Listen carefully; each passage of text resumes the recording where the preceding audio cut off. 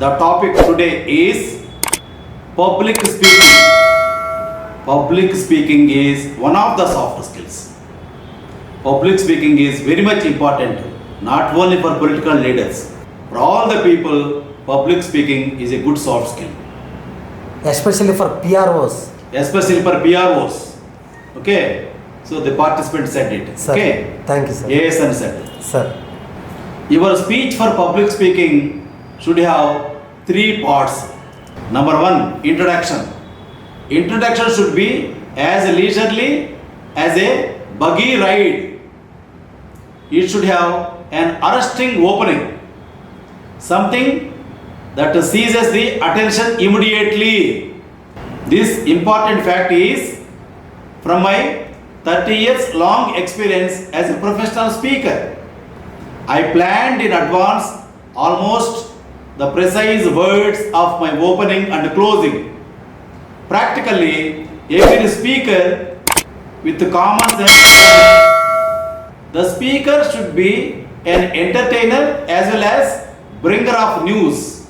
The speaker should be the newspaper, the magazine, the radio, the TV, the movie, the internet, all combined into one.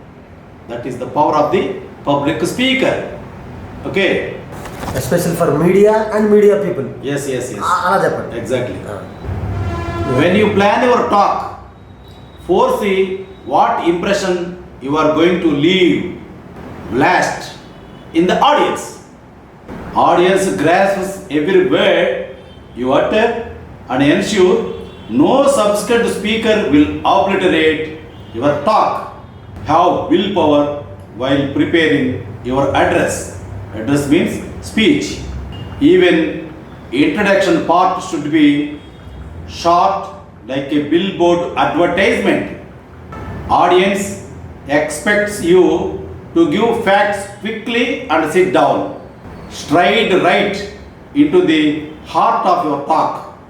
Openings of speeches, humorous story have proved to be very stale, flat and unprofitable these days. I have witnessed this kind of fiasco time and after when I was a novice. Humor is a hair trigger affair. If you are endowed with the gift of humor, you can cultivate it. You will be welcomed wherever you speak. If your talent lies in other areas, start with that. I usually start my speech with an anecdote. My funny stories relevant to my speeches and illustrate a point.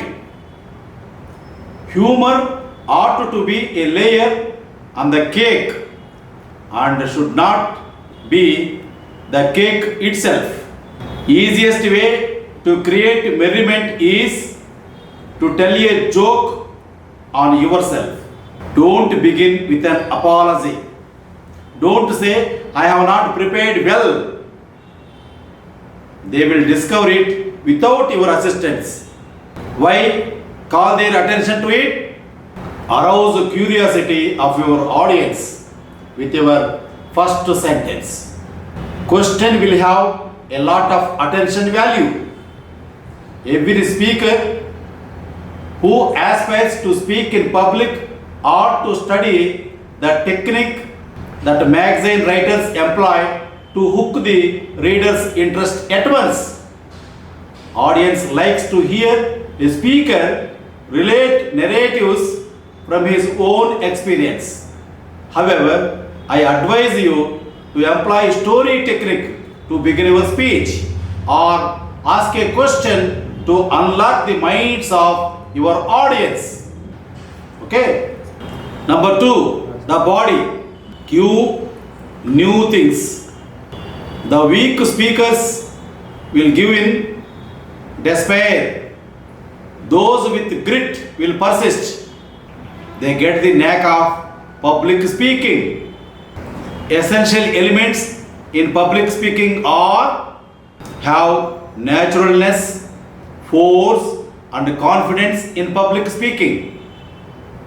You may have some fleeting fear, some shock, some nervous anxiety.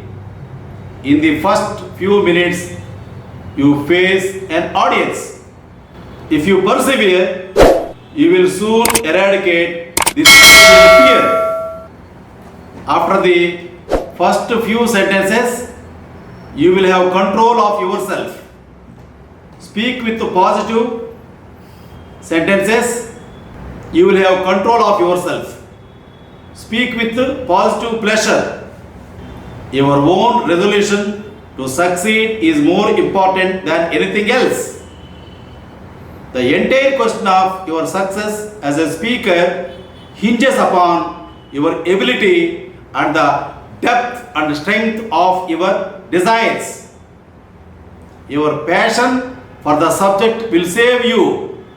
If you care for a result, you will most certainly attain it.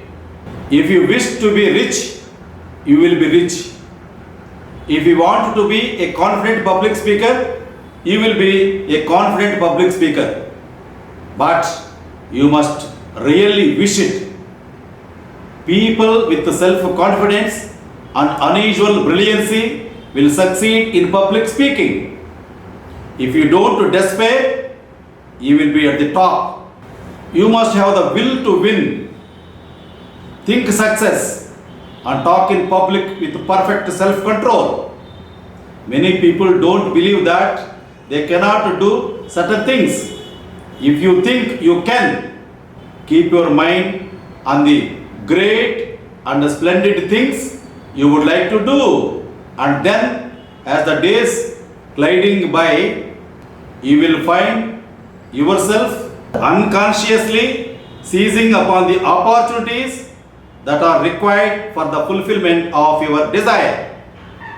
Picture in your mind your role model and thought highly transforms you into that particular individual. Preserve right mental attitude. Sincere prayer is answered. All things come through desire. If you think rightly, you will get the right results. You will get the right results. Everything depends upon the manner in which one speaks and not upon the matter. A good delivery will make very thin matter go a very long way. It is not the matter that wins the praise in debate contest. It is the speaker who can talk so well that his material sounds best. Three things matter in speech are: number one, who says it; number two, how he says it; number three, what he says. Of the three, the last one matters the least. What he says, the last one, it matters the least. I know an HRD trainer in Hyderabad who writes speeches so excellent in logic and reasoning and comparison that they are studied as classic models of oration. But he, as a speaker, is a notorious failure. I can't name him here due to reasons you know. He didn't have the ability to deliver his gems, to make them interesting and forceful. That is why I suggest the speakers look well to your dialogue delivery. I observed a delivery by a lady novelist and found her like this. She had hurriedly made some rambling notes. She stood before the audience, ignoring her hearers, not even looking at them, staring sometimes over their heads, sometimes at her notes, sometimes at the floor. This kind of performance is not delivering a talk at all. It has no sense of communication. Sense of communication is the first essential element for a professional speaker. The audience is feeling that there is a message being delivered from the mind and the heart of the speaker to their minds and to their hearts. The secret of good delivery is the speaker should speak like he involved in conversation with one of his hearers. You should have charm and power. Be a speaker of unusual ability. No two men are just alike. Millions of people have two eyes and a nose and a mouth, but none of them look precisely like you, and none of them have exactly your traits and methods and cast of your mind. You have an individuality. As a professional speaker, it is your most precious possession. Don't imitate others in speaking, but always follow your own style. Abraham Lincoln was a very good orator. The budding speakers can set him as a role model. Training of people in public speaking is largely removing their impediments. Hundreds of times I have stopped speakers in the midst of their talks and implored them to talk like human beings. Your talk should be more conversational, more natural, and more direct. In the midst of your talk, you ask some questions like, what proof I have for this assertion? I have adequate proof and here it is. Then proceed to answer the imaginary question. Such questions in the midst will break up monotony of your delivery and make your speeches direct, pleasant, and conversational. Sincerity, enthusiasm, and high eagerness will help you. When a speaker is under the influence of feelings, his real self comes to the surface. Put your heart in your talk. The features of your natural speaking, which I am giving now, will make your speech clear and more vivid. Number 1. Stress important words, subordinate unimportant ones. Number 2. Change your pitch. Number 3. Vary your rate of speaking. Number 4. Pause before and after important ideas. A speaker may follow the directions I have set down in this episode. Perfect your natural method of talking in conversation and then carry that method to the platform. Don't deliver a soliloquy. Don't imitate others. Put your own individuality into your speech delivery, and more of your original things may be put in the body of your speech. Okay. Number 3, the conclusion. The close is the most strategic point in a speech.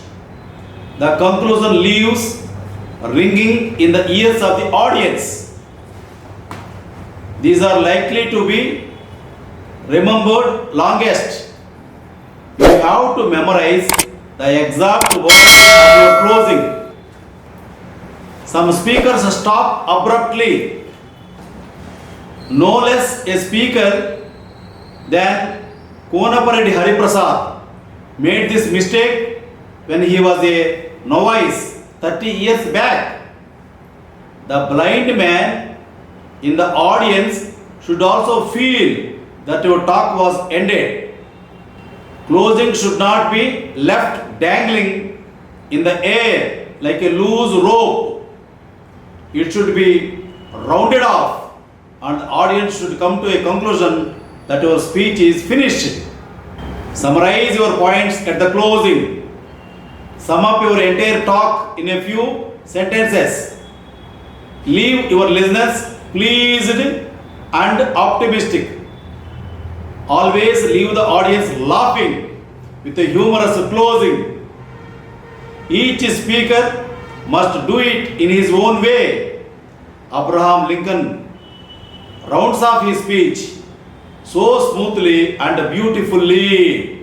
Some speakers close with a poetical quotation. A few others round off with a biblical quotation. It will have a profound effect. Hunt, research, experiment until you get a good ending. This is called mind mapping. A speaker who can't cut his talk fit, he will be disliked. Stop while the audience is still eager to have you go on. You may use the ways of closing I am giving now. Number 1, raising a laugh. Number 2, paying the audience a sincere compliment. Number 3, quoting a fitting verse. Number 4, outlining briefly the main points covered. Number 5, you can wait for one more speech of this speaker. Until then, bye. Before closing this episode, friends, I will give you 3 rules for success. Number 1, trust your brain. Number 2, trust yourself. Number 3, trust Konapareddy Hariprasad. You become winner in life. Thank you. Carpe diem.